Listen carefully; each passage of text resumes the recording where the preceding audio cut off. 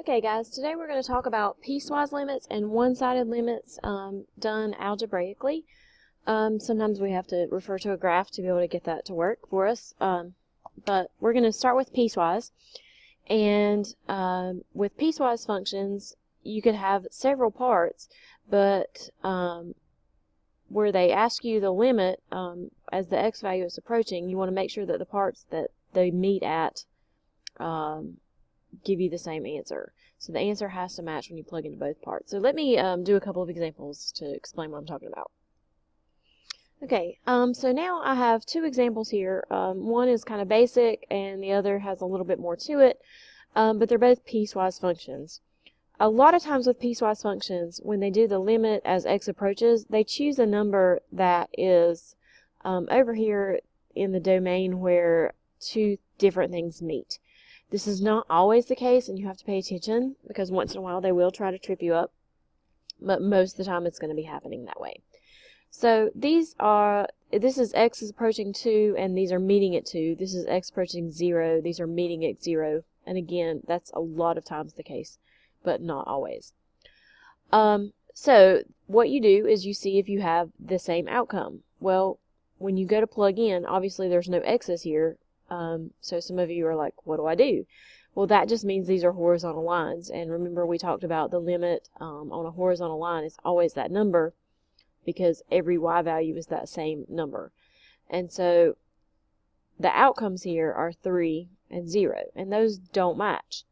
So this overall limit would be does not exist because those two sides don't match. They're not coming to the same number. It's basically a jump in the graph. Down here, when we plug in 0, I can plug it into both places. I have things to plug into. So plug it into the top, I get 0 plus 1, which is 1. Into the bottom, 0 squared plus 1, which is also 1. And since those meet, they have the same y value, then your limit for this is 1. Okay, for my next two examples, let me try to get rid of this thing. For my next two examples, I have some different sizes here. We've been working with the two-level piecewise functions. So if you want to pause and see if you can answer number 3, you can do that. If not, you can just listen. So with number 3, I'm doing the limit as x approaches 3, and these are meeting at 3. So I'm going to plug 3 into both and see if I get out the same answer. If I plug it into the top, I get 3 minus 2, which is 1. If I plug it into the bottom, I get negative 3 squared, so that would be a negative 9, plus 8 times 3, so that would be 24, and then minus 14, which is again going to give us 1. So our outcome is the same in both cases. Our answer is 1. For question 4, I have 3 parts because not all piecewise functions are just 2 parts. Here's where you have to pay attention to where to plug into. X is approaching 5, so I only need to deal with the places where 5 is involved. That means I'm going to be plugging into this equation and into this equation. Okay? So the top one is less than 2, and that's not where I'm at, so I need to just ignore it. Plug into these two that have the 5. Again, that's where they meet. So I'm going to plug in negative 2 times 5 plus 1, and I get negative 9. And if I plug in negative 5 minus 4, I also get negative 9. Since I have the same output, my answer is negative 9 for this limit. Okay, for example 5, I'm using the same problem that I just used in 4, except I'm changing the fact that x is now approaching 2. That means I need to use the two pieces that meet at 2, and 2 is here and here. So I'm going to be plugging in to the top one and the middle one to figure out my answer. Okay. So, plug in, I get 2 plus 8, I get 10 for the top one, and then if I plug into the middle, I get negative 2 times 2 plus 1, so negative 3. these don't match. And whenever they don't match, you put does not exist. Because again, what's happening is the right side is going to -3, the left side is going to 10. You have a jump in the graph, and so graphically they're not meeting, they're not going to that same y value. Alright, if we come down to number 6, it's even more unique because it has 0 in all the parts, and we're doing the limit as we approach 0. But you have to think about what a limit means. It means the left and the right side are going to the same thing. If you notice, the middle line is just a point at 0, 4. So whether or not the point fills in or is at the same place these other two are doesn't matter. We're really going to focus on the top and the bottom because that's the right and left sides of 0. The point can be below or above where those two sides go to. And so we can still have a limit. So I'm plugging in at the top. Obviously, 0 plugged into x is 0. And 0 plugged into negative x is 0 because 0 is not positive or negative. And that means that my outcome is 0. So this would be a graph where the left and the right are both going to 0.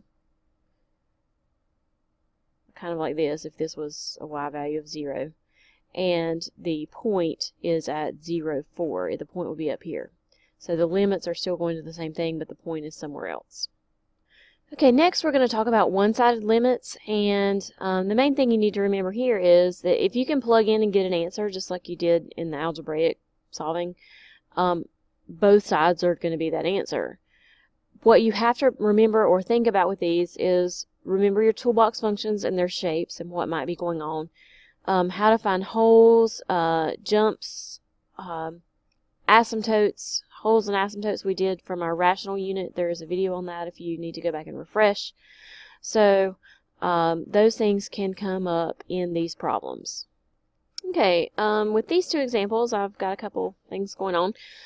The first one, we're doing the limit as you approach 2 from the right of the square root of 4 minus x squared. So again, I always try to just plug in first and see if I get an answer. So the square root of 4 minus 2 squared would be the square root of 0, which is 0. Because I got an answer, that is my answer.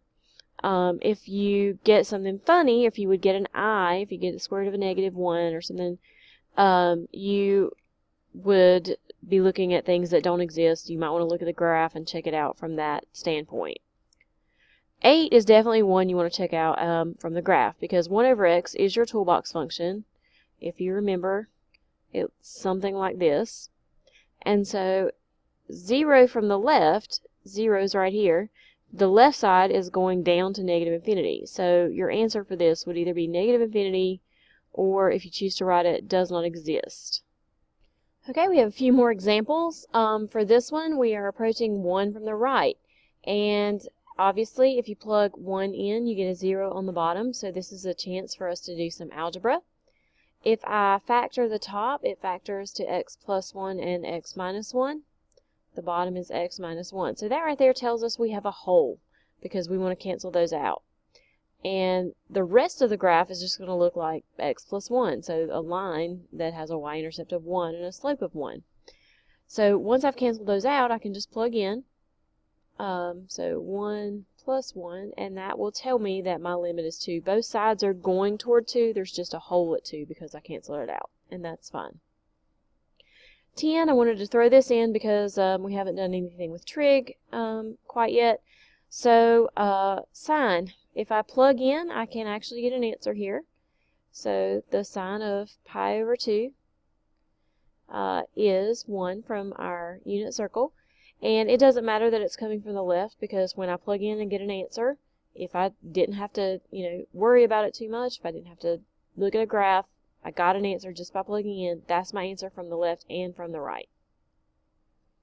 Okay, a couple more examples. For example 11, if you plug in 1/2, you will get a 0 on the bottom, but there's not really any algebra that you can do.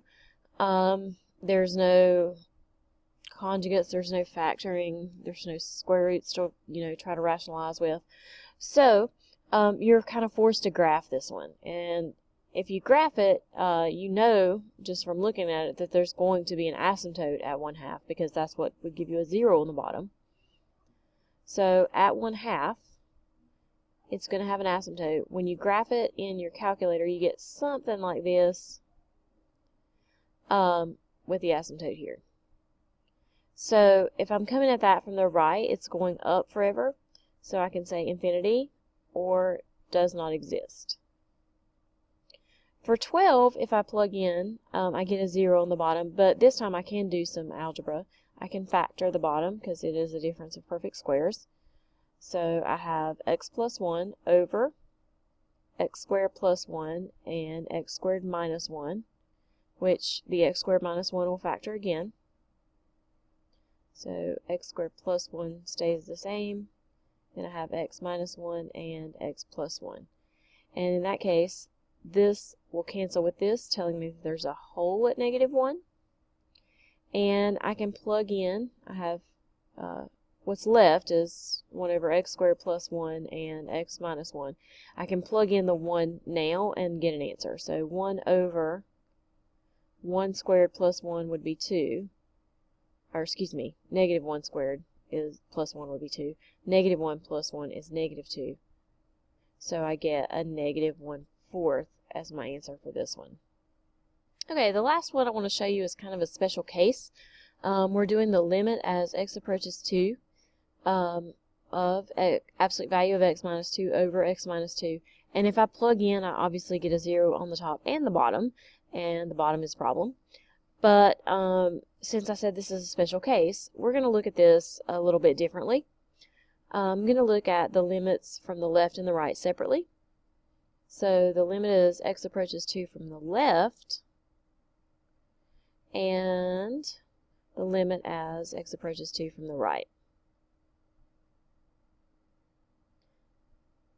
Now, you'll notice it's the same thing inside the parenthesis, inside the absolute value and outside. If you had 5 over 5, that would cancel and give you 1. We're having that same kind of thing go on here. You can, in fact, choose any number to the left side of 2. So I could choose 1, or I could choose -10 or -200. I'm going to get the same answer here. So I'm going to choose something easy to work with, so I'm going to choose 1 and plug it in. Like I said, this is a special case. You can't do it for everything. So if I have the absolute value of 1 minus 2 over 1 minus 2, I'm going to get on top a positive 1 and on the bottom a -1. So my answer is -1. For that. Down here, I'm going to choose something to the right of 2. And again, I could choose 3. I could choose 10. I could choose 200. I could choose 2,000. Either way, I come up with the same answer at the end. And if you don't believe me, try it. So I'm going to plug in something easy like 3. Absolute value of 3 minus 2 over 3 minus 2. So that will give me a positive 1 over a positive 1, which is a positive 1. So you get a -1 from one side and a positive 1 from the other side every time. Those don't match, so this does not exist because they're never going to match. A lot of times you'll be asked these separately though, so pay attention to which side it's coming from and what you get when you plug in, because they can switch some things up to try to trick you. This concludes the video for today. See me for your assignment.